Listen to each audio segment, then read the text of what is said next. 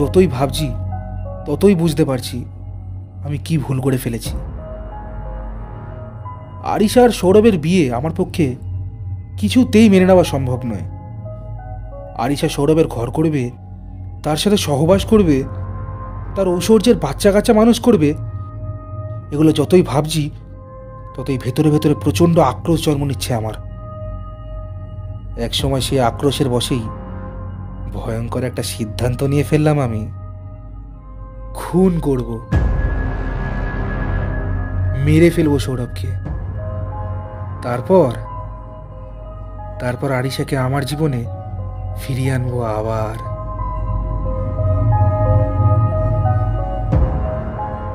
নমস্কার বন্ধুরা, acoustic speak YouTube চ্যানেলে আপনাদের স্বাগতম। আজ আপনাদের জন্য অ্যাকোয়াস্টিক স্পিক হাটকের একটি বিশেষ গল্প পড়তে চলেছি। গল্পের নাম মাস্টার প্ল্যান। গল্পের লেখক নিজামুদ্দৌলা। গল্পটি নিয়েছি আমরা থ্রিলার স্টোরিজ বলে একটি ফেসবুক পেজ থেকে। গল্প পাঠে বিশাল, গল্পের সূত্রধর আমি সুমন। শুরু হচ্ছে আমাদের আজকের গল্প মাস্টার প্ল্যান।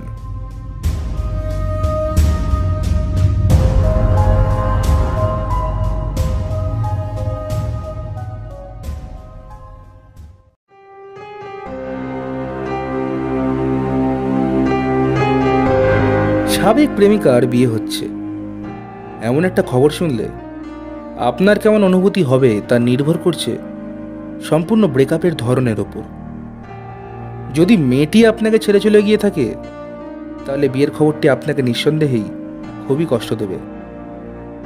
আর যদি আপনি নিজে থেকে সম্পর্ক ভেঙে দিয়ে থাকেন তাহলে বিয়ের খবরটি শুনে আপনি স্বভাবতই বেশ মজা পাবেন। কিন্তু আমার ক্ষেত্রে এই থিওরি খাটছে না। আরিশার সাথে 2 বছরের রিলেশন ভেঙে দিয়েছিলাম আমি। আধুনিক প্রেমের ভাষায় যাকে বলে ছ্যাঁকা দেওয়া, ঠিক তাই। কিন্তু তার বিয়ে ঠিক হয়েছে শোনার পর থেকে আমার রাতের ঘুম ছুটে গেছে। কারণ আরিশার বিয়ে ঠিক হয়েছে আমারই বেস্ট ফ্রেন্ড সৌরভের সাথে। এই অভিজ্ঞতা মোটেও সুখকর নয়, যে কোনো ভয়ঙ্কর দুঃস্বপ্নের চেয়েও বেশি ভয়ঙ্কর। শুরুতে সৌরভের বিয়ের খবর শোনার পর আমি যার পর নয় আনন্দিত হয়েছিলাম। কিন্তু সৌরভের বিয়ে আরিশা নামের একটি মেয়ের সাথে হতে যাচ্ছে শোনার পর আমার মাথায় যেন আকাশ ভেঙে পড়ল। অ্যারেঞ্জ ম্যারেজ, সৌরভের বাবা ঠিক করেছেন এই বিয়ে। নিজের মনকে বোঝালাম পৃথিবীতে আরিশা নামে কত মেয়েই তো থাকতে পারে, এটা নিশ্চয় সেই আরিশা নয়। কিন্তু সৌরভের মানিব্যাগে আরিশার ছবি দেখার পর আমার চমকের মাত্রা বেড়ে গেল 3 গুণ। যা ভয় পেয়েছিলাম ঠিক তাই হয়েছে। এ তো সেই আরিশা। সৌরভের বাবার ওপর প্রচণ্ড রাগ হলো আমার। ভদ্রলোক কি এই দুনিয়াতে আর কোনো মেয়ে খুঁজে পেলেন না? আরিশাকে বেছে নিতে হলো তার ছেলের বউ করার জন্য।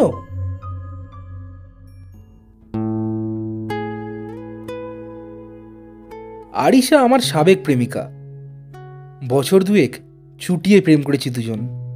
কত জায়গায় ঘুরেছি, কত সুন্দর সুন্দর স্মৃতি আছে দুজনের। মেয়েটির জীবনের প্রথম পুরুষ ছিলাম আমি। আমাকে নিয়ে কত রঙিন স্বপ্ন সাজিয়েছে সে। কয়টা বাচ্চা নেবে, কেমন বাড়ি বানাবে, বাচ্চাদের কোথায় পড়াবে, এমনকি বুড়ো বুড়ি হওয়ার পর দুজনে কি নিয়ে গল্প করব সেই প্ল্যানও করা হয়ে গিয়েছিল আরিশার। কিন্তু একসময় তার প্রতি আমার আগ্রহ ফুরিয়ে গেল। আর কত, 2 বছর কি এনাফ না? আমার তখন নাদিয়া নামে এক যৌবনা মেয়ের দিকে নজর পড়েছিল, তাই আরিশাকে দেখলেই বিরক্ত লাগতো খুব। দুম করে একদিন সম্পর্কটা ভেঙেই দিলাম আমি। আরিশা সেদিন অনেক কেঁদেছিল। রাস্তার মধ্যে হাজার হাজার মানুষের সামনে আমার পা জড়িয়ে ধরেছিল। আমি শুনিনি প্রেম আর দয়া দেখানো এক নয়, দয়া দিয়ে সম্পর্ক টিকে না। প্রথম দিকে একটু ভয়ই হচ্ছিল, আরিশা বুঝি মনের দুঃখে আত্মহত্যা করে বসবে। কিন্তু না, ভয়টা অমূলকই ছিল। মেয়েটি সামলে নিয়েছিল নিজেকে। খুব একটা বেশি দিন সিঙ্গেল থাকেনি। সজল নামের এক ছেলের সাথে সম্পর্ক গড়ে ফেলল অল্প কয়েকদিনের মাঝেই। আমিও হাফ ছেড়ে বাঁচলাম। যাক, আপদ বিদায় হয়েছে পুরোপুরি।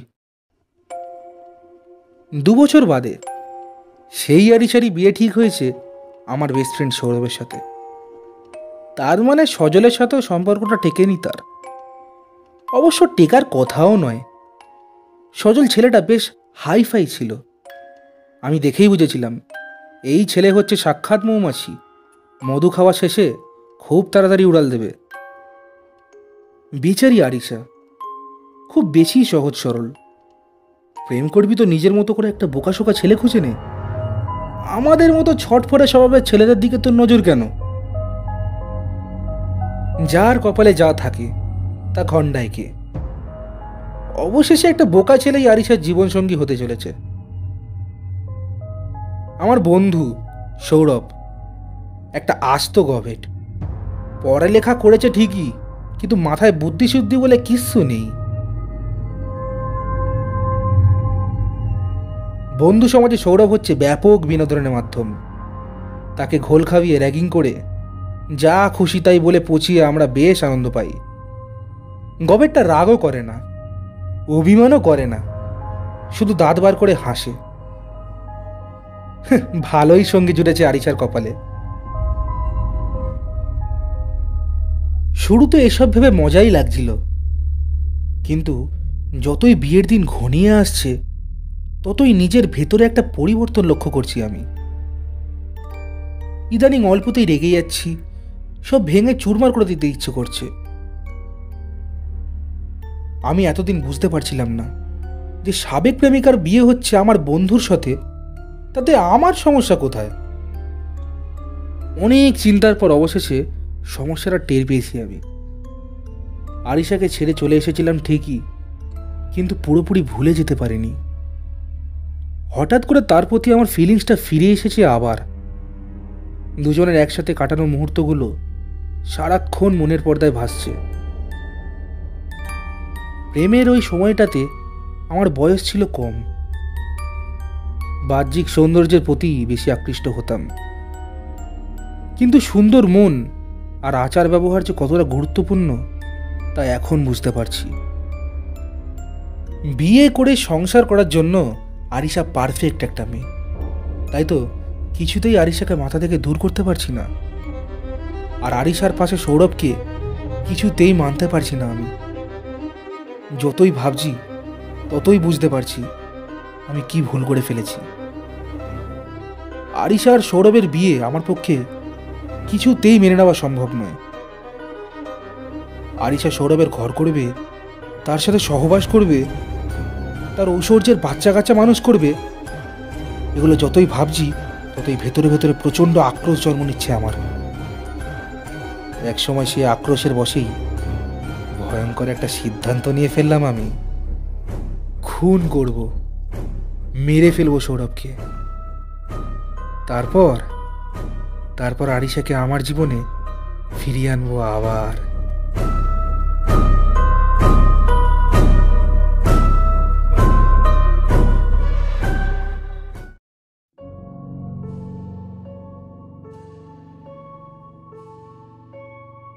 সিদ্ধান্ত নেওয়ার পর থেকেই সুযোগের অপেক্ষা করছি আমি। অবশ্য খুব বেশি দিন অপেক্ষা করতে হলো না আমায়। সুযোগটা চলে এলো সৌরভের গায়ে হলুদের আগের রাতে। আর সঙ্গে সঙ্গে সৌরভকে মারার একটা মাস্টার প্ল্যান করে ফেললাম আমি। আমি নিশ্চিত এই প্ল্যান কাজে লাগবেই।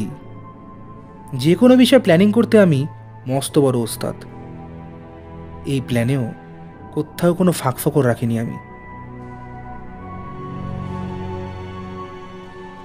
প্ল্যানটা খুবই সিম্পল। গায়ে হলুদের আগের রাতে বন্ধুরা সবাই মিলে ড্রিঙ্কস করব ঠিক করেছি। সৌরভও সাথে থাকবে বলে রাজি হয়েছে। সৌরভের বিয়েটা গ্রামের বাড়িতেই হচ্ছে। ওর বাবা মা তাই আগে ভাগেই চলে যাবেন সব আয়োজন ফাইনাল করতে। সৌরভ যাবে একদিন পরে, তাই রাতে সৌরভদের ফ্ল্যাটটা খালি পড়ে থাকবে। সুযোগ পেয়ে সেখানেই আসর জমাবো সবাই মিলে। মাঝরাত পর্যন্ত ফুর্তি করে সৌরভকে রেখে সবাই যে যার বাড়িতে ফিরে যাব। কিন্তু আমার মাথায় আছে অন্য প্ল্যান। বন্ধুদের সাথে আমিও সৌরভের বাসা থেকে বের হব ঠিকই, কিন্তু কিছু দূর এসে আবার তার বাসায় ফিরে যাব রাতে থাকতে। রাতে সৌরভ ঘুমিয়ে থাকা অবস্থায় ওর মুখে বালিশ চেপে দম বন্ধ করে মেরে ফেলব। তারপর আবার তার বাসা থেকে বের হয়ে নিজের বাসায় ফিরে আসব। কেউ বলতেও পারবে না এই কাজের সাথে আমি জড়িত। কিচ্ছাই খতম।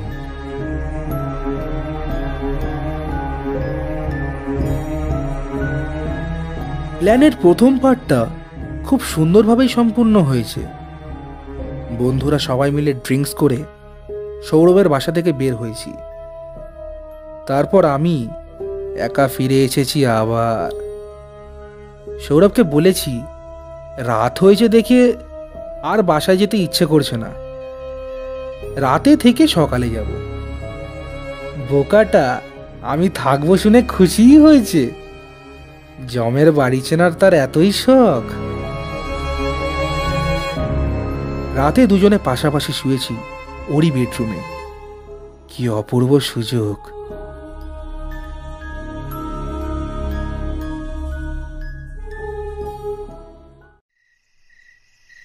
কিন্তু প্ল্যানের দ্বিতীয় পার্টে গিয়ে ভেজাল বেঁধেছে। সৌরভ শালা তো কিছুতেই ঘুমোয় না। না ঘুমালে একটা মানুষকে বালিশ চাপা দিয়ে দম আটকে মারা কি কোনো সহজ কাজ? তাছাড়া গায়ের জোরে সৌরভের সাথে আমি পারবো বলে মনে হয় না। আমি যতই ঘুমোতে বলি সে শুধুই সুখ দুঃখের গল্প শোনায় আমাকে। বিয়ে তো না, যেন বলি দেওয়া হচ্ছে তাকে। এই কাহিনী বুঝি আর কখনো বলার সুযোগ পাবে না যেন। ভোর রাতের দিকে সৌরভের একটু ঘুম ঘুম ভাব চলে এলো। আমি প্রমোদ গুনতে শুরু করলাম, কিন্তু হতচ্ছাড়া চোখ মেলে তাকালো আবার। আমার মেজাজটা খারাপ হয়ে গেল তাই দেখে। আমি রাগী কণ্ঠে বলে উঠলাম, কিরে কয়টা বাজে? ঘুমাবি না তুই? কাল না তোর গায়ে হলুদ? সৌরভ বোকার মতো একটু হেসে বলল, দোস্ত, এই জাস্ট চোখটা লাগছিল আর অমনিই বাথরুম পাইলো। দূরা হারামজাদা। সৌরভ টয়লেটে গিয়ে ঢুকল। আমি ঘড়ি দেখতে থাকলাম। প্রায় আধ ঘন্টা হয়ে গেল। বের হবার কোনো নামই নেই। শালা কি বাথরুমেই ঘুমিয়ে পড়ল? চোখ বন্ধ করে শুয়ে আছি আমি। সৌরভের অপেক্ষায় আছি। ব্যাটা মনে হয় ইহকালে আর এই বাথরুম থেকে বের হবে না। হঠাৎ খুট করে একটা শব্দ হলো দরজা খোলার। আমি চোখ মেলে দেখলাম বাথরুমের নয়, বেডরুমের দরজা খুলে গেছে। মনে হলো কেউ একজন ঘরে প্রবেশ করেছে। অন্ধকারে ঠিক মতো বোঝা যাচ্ছে না। আমি ঝটকা মেরে উঠে বসতে গেলাম, কিন্তু আমার চেয়েও দ্রুত গতিতে বেডের ওপর আচমকা লাফিয়ে উঠল আগন্তুক। আমি কিছু বুঝে ওঠার আগেই এক হাতে আমার মুখ চেপে ধরল লোকটা, অন্য হাতে ঝিকঝিক করে উঠল একটা ছোট্ট আকৃতির ছুরি। আমি প্রাণপণে নিজেকে মুক্ত করার চেষ্টা করলাম, কিন্তু আমার শরীরের সমস্ত কম্বলের নিচে, শুধু মাথাটাই বাইরে, তাই সুবিধা করতে পারছি না। কে এই লোক? কেন মারতে চাইছে আমাকে? মুহূর্তের মধ্যে হাজার চিন্তা ঘুরে গেল মাথায়। ব্যাপারটা বুঝতে অসুবিধা হলো না। আসলে এই লোক আমাকে নয়, সৌরভকে মারতে এসেছে। অন্ধকারে আমাকেই সৌরভ ভেবেছে। তবে কি সৌরভ জানতো কেউ একজন আসবে তাকে মারতে? এই জন্যই কি সৌরভ ইচ্ছে করে এতক্ষণ ধরে বাথরুমে ঢুকে বসে আছে, যাতে তার বদলে আমি মারা যাই? কিন্তু সৌরভ আমাকে কেন মারতে চাইবে? তাহলে কি সৌরভ আমার প্ল্যান আগে থেকে আঁচ করতে পেরেছিল? আমি চিৎকার করে বলার চেষ্টা করলাম, আপনি ভুল করছেন, আমি সৌরভ নই। কিন্তু মুখে হাত চাপা দিয়ে রাখায় গঙ্গ জাতীয় শব্দ ছাড়া আর কিছু বের হলো না মুখ দিয়ে। খুব একটা হাত পা ছড়াছড়ি করার অবকাশও পেলাম না আমি। তার আগেই আগন্তুক গায়ের জোরে ছুরিটা বসিয়ে দিল আমার বুকে।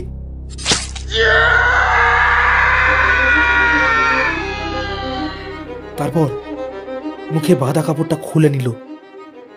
অন্ধকারেও তার মুখে বিশ্বজয়ের হাসি।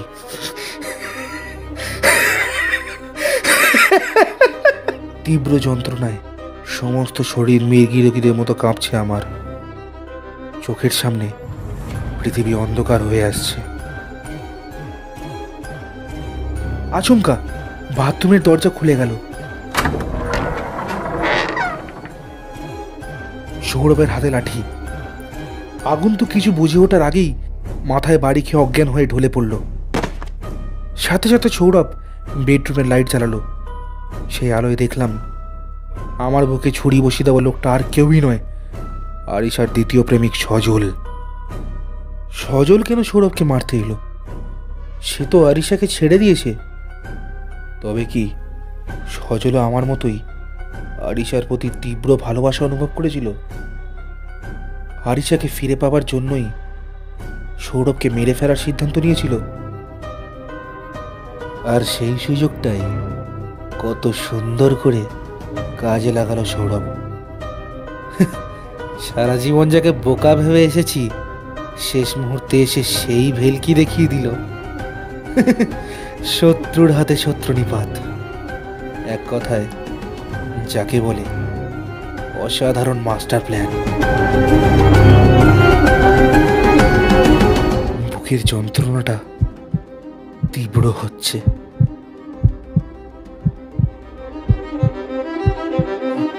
আমি মরে যাচ্ছি।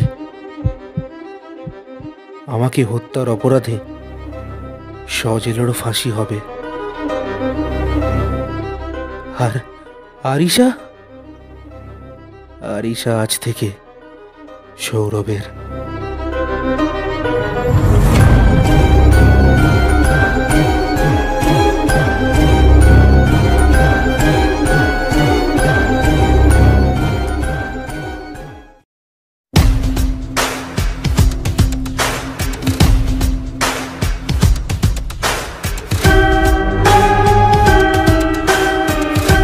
এতক্ষণ আপনারা শুনছিলেন অ্যাকোয়াস্টিক স্পিক হাটকের একটি বিশেষ নিবেদন, মাস্টার প্ল্যান। গল্প পাঠে বিশাল, সৌরভের চরিত্রে আমি সুমন। ভিডিওটি ভালো লাগলে লাইক, কমেন্ট ও শেয়ার করতে ভুলবেন না। এরকম আরও গল্প শুনতে সাবস্ক্রাইব করুন আমাদের ইউটিউব চ্যানেল অ্যাকোয়াস্টিক স্পিক। দেখা হচ্ছে পরের ভিডিওতে।